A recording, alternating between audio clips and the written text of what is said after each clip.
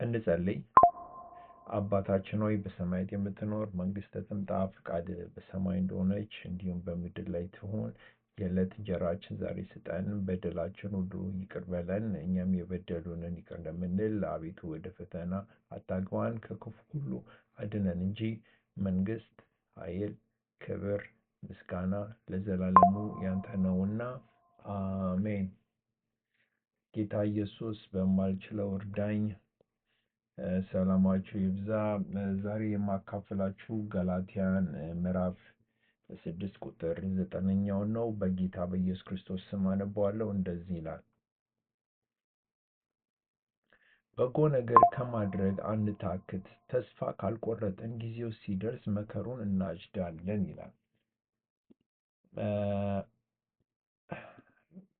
በጎ ነገር ከማድረግ አንታክት፣ ጊዜው ሲደርስ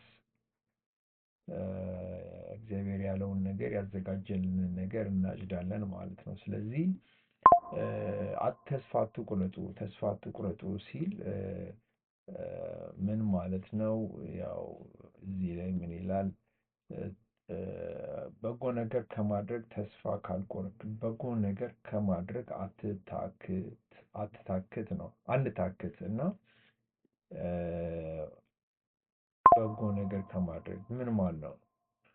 በጎ ነገር ከማድረግ እና ያው በጎ ነገር ማለት ምን ማለት ነው? ሌሎችን ማገዝ፣ መጸለይ፣ በታማኝነት መጸለይ ማለት ነው እና እግዚአብሔርን ማገልገል፣ ሰዎችን ይቅር ማለት፣ ይቅር መባባል እና አንዱ ለአንዱ መምከር፣ በተገዛ ህይወት መኖር ማለት ነው እና አንዳንዴ ደግሞ ደግነትን ማሳየት፣ ፍቅርን ማሳየት ማለት ነው እና ጥሩ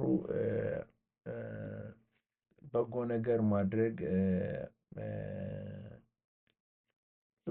በስራችን ብቻ ሳይሆን አንዳንዴ የእምነት እንቅስቃሴም ለእግዚአብሔር ማተር የሚያደርግ ነገር ነው። በእምነታችን አንድ ነገር ስናንቀሳቀስ ያ ነገር እግዚአብሔርን ያስደስተዋል ማለት ነው። ምክንያቱም ለእግዚአብሔር ማተር ያደርጋል በእምነት የምንሰራው ነገር እና ካለ እምነት የምንሰራው ነገር እና በጎ ነገር ከማድረግ አንታክት ሲል ያው አሁን የጠቀስኳቸውን ሌሎቹን ማገዝ፣ መጸለይ ምናምን ነው እና ምን ይላል? በጎ ነገር ከማድረግ አትታክቱ፣ ተስፋ ካልቆረጥን ጊዜው ሲደርስ መከሩን እናጭዳለን ይላል እና እዚህ ጋር ተስፋ ሳንቆርጥ እና ተስፋ ለመቁረጥ እግዚአብሔር ሪዋርድ ያደርጋል። በእምነት ተስፋ ሳንቆርጥ ጥሩ የምናደርግ ሳናቋርጥ ኮንቲኒየስሊ ጥሩ የምናደርግ ከሆነ እግዚአብሔር ያያል እና የእጃችን ይከፍለናል ማለት ነው እና በጎ ነገር ከማድረግ አንታክት፣ ተስፋ ካልቆረጥን ጊዜው ሲደርስ መከሩን እናጭዳለን። ጊዜው ሲደርስ መከሩን እናጭዳለን ነው የሚለው እና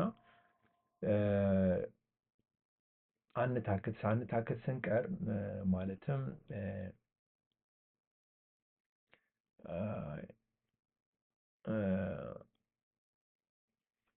ተስፋ ካልቆረጥን ማለትም ተስፋ መቁረጥ ማለት ያው መጨነቅ ምን ማለት ነው? ተስፋ ስንቆርጥ ብዙ ጊዜ አንድ ነገር ለረጅም ጊዜ ስንቆይ ወይ አንድ ነገር በቃ ዲስካሬጅ ስንሆን የምንጠብቀው ነገር ካልሆነ መንፈሳዊ ጥቃት ሲደርስብን እና ስንታክት አለ አይደለ? እና አንዳንዴ ሁኔታዎች እና ሲቹዌሽን እና ሰርከምስታንሶች አንዳንዴ ደግሞ በስሜትም ሊሆን ይችላል ልንጎዳ እንችላለን እና ሳንጨነቅ ሳንታክት ከጠበቀን እግዚአብሔር ይከፍለናል ማለት ነው እና አንዳንዴ ጠንካራ አማኞች ራሱ መጽሐፍ ቅዱስ ላይ እንደምናየው ብዙዎቹ የደከሙ ጊቭ አፕ ያደረጉም ያጋጠሙን አሉ እና እግዚአብሔር ግን ጥንካሬ ይሰጠናል ወደፊት እንድንቀጥል። እግዚአብሔር የምናደርገውን ሁሉ ስራ ይመለከታል እና እግዚአብሔር ኢግኖር አያደርግም።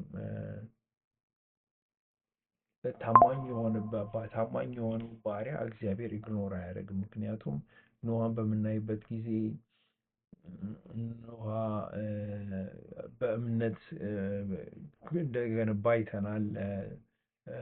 መርከቡን ዝናብ ከመምጣቱ በፊት ዮሴፍ ታማኝ ሆኖ እንደቆየ በእስር ቤት አይተናል። ጳውሎስ ፕሪች ማድረጉን እንደቀጠለ አይተናል። የፈለገ ነገር ችግር ምንም ቢያጋጥመው ጌታችን ኢየሱስ ክርስቶስ ራሱ ሚሽኑን ቀጥሏል። የፈለገ ነገር ቢመጣ ምንም ነገር ቢያጋጥመው እና እግዚአብሔር የተደበቁ ያያል። በቃ ከእግዚአብሔር ሁሉን ነገር ያያል እና ምንም ለእግዚአብሔር የተደበቀ ነገር የለም። አሁን እዚህ ጋር ምን ይላል? ግን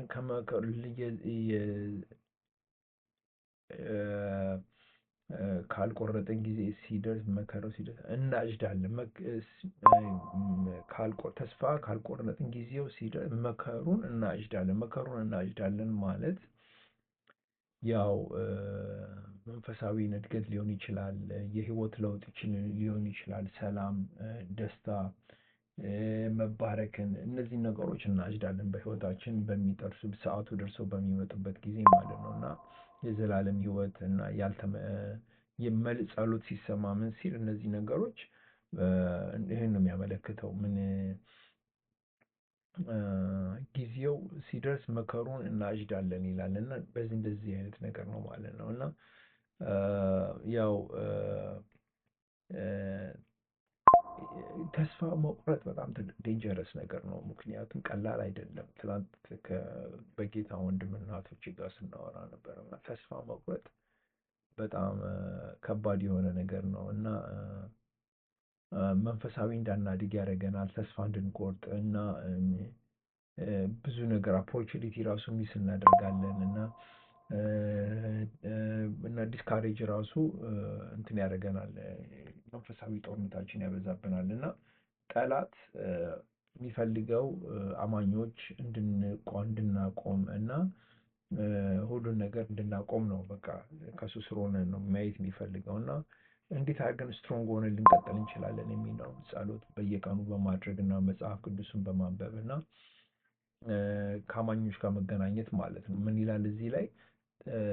በጎ ነገር ከማድረግ አንታክት። ማለትም መጽሐፉን ማንበብ፣ መጸለይ፣ ከጌታ ወንድምና እህቶች ጋር መሆን፣ መበርታት፣ ተስፋ ካልቆረጥን ጊዜው ሲደርስ መከሩን እናጭዳለን ይላል እና እነዚህ ነገሮች እንትን በማድረግ ያው በጸሎትን መቆየት፣ ተስፋ ሳንቆርጥ መቆየት፣ ቃሉን ማንበብ፣ ከአማኞች ጋር መገናኘት፣ የእግዚአብሔርን ፕሮሚስ ማስታወስ እና ወርሺፕ ዲዩሪንግ ከባድ በሚሆንበት ጊዜ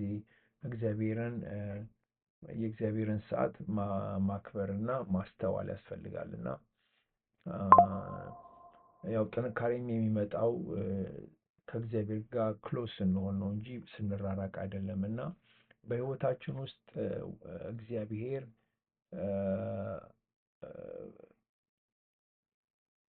እና እስቲ ጥያቄ አሁን ለዚህ የሚሆነኝ እግዚአብሔር ጥሩ ስራ እንድንሰራ የጠራን የትኛው ኤሪያ አካባቢ ህይወታችን ውስጥ ነው?